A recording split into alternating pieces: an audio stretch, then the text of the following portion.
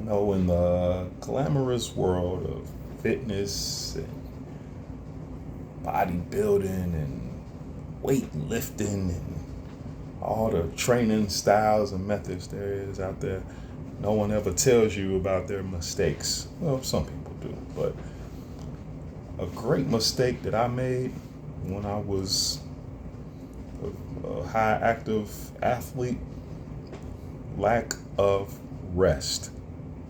Rest is important. If you are training, rest is important. Let me tell you my schedule. I'll get up at 3 or 4 a.m. I would usually have my food prepared either the night before or I'm preparing it that time in the morning, depends on what my day was like the day before. Racing to the gym, it's about 35 minutes away. Train one of my teammates. At this time of training, we're training at 5 a.m., anywhere from 5 a.m. to 6 a.m. And we're heavy training, so we're deadlifting, 400 and up. We're squatting 400 and up. We bench pressing 400 and up. Okay, so from there, I go to work. So mind you, it's like 7 morning, something like that, 7:30, 8. I go to work. I work until 11 or 11:30. I meet up with my teammates, which was a good about anywhere from 4 to 8 of us. We train for 2 hours. Mind you, we're deadlifting, depending on what day it was. We're deadlifting, we're squatting, we're bench pressing anywhere from 400 and up, most times 500 and up. Now, I go back to work. Either I go home if I had a break, or I'm working right after, straight through till the afternoon, late afternoon rather.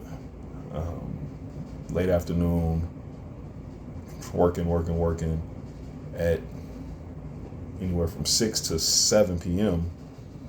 I'm training cardio for myself, because at that time I was getting on stage or what have you, or I was getting ready for a powerlifting meet. So I'm either working out again with another partner of mine, not even a teammate, just a partner of mine.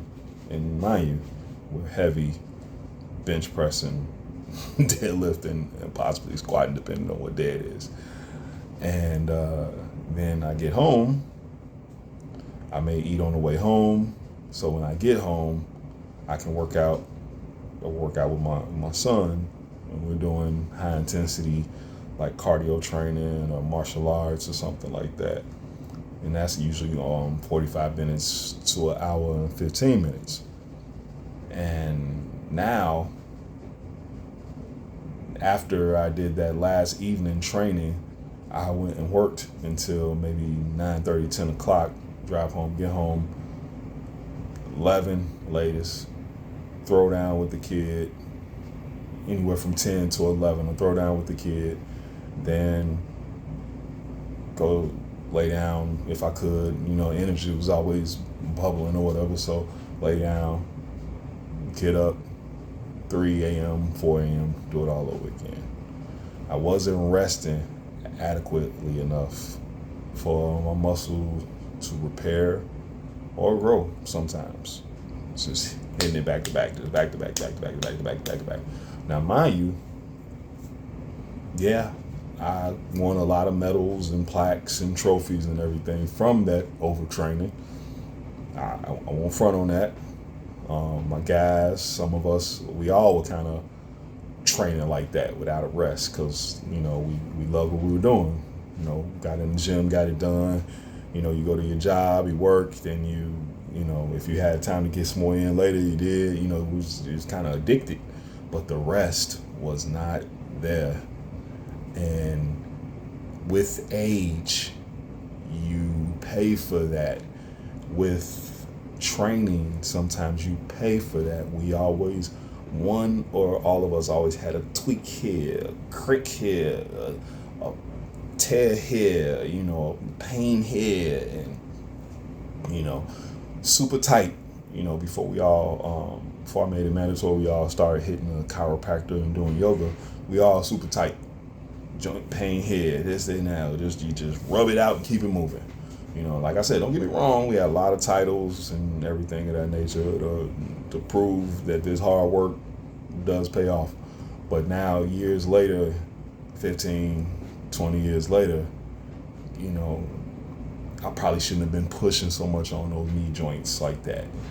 And I probably should have got a little bit more rest, but, you live, you learn.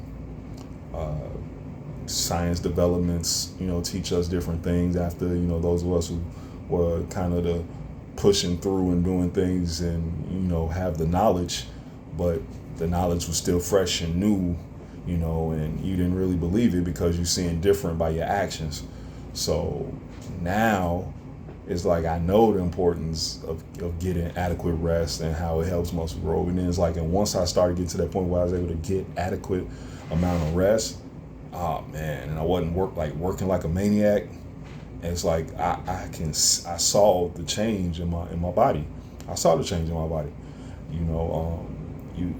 Everyone's different, of course. Some people gonna push themselves to the full throttle and and abuse themselves and beat themselves up to the point where it's like, I mean, man, one slip and fall or one trip up a curb or something like that, and it's like you had this horrible injury that you can't get on stage, or you can't compete, or you can't do that event or marathon or whatever you're trying to do. So rest is important. I was once a person that spoke against it. I was once a person, oh, these 3 hours, 4 hours. Yeah, it comes back to haunt you a little bit later. But that's all I have to add, is that failure comes with this process of success. Pain comes with this process of success. So, it's not always glamorous, as much as you see online, everyone showing up to the gym in their beautiful outfits and, and so easy. You do this, you do that, and then snap, in weeks, you can look like, now this is, I'm going pushing almost like 30 years, 3 decades in the making, and a lot I had to learn, even though I had the knowledge already, even though I was working out adequately already, even though I knew so much already, and 4 certifications and all this education later, and different learning, different, mentorships under different people and doctors and different, just learning different things, nutritionists and dietitians, and, it's like, just, man, gotta take care of yourself. Gotta fight for your life. No one else is going to be a better advocate for you than you. Remember that. No one is going to be a better advocate for you than you. Your battle and who you want to be better than is the last you. So whoever you want to be, you focus, dig in, and analyze what you need to do to be a better you. But you are the greatest advocate for you. Remember that. Peace. Fight for your life.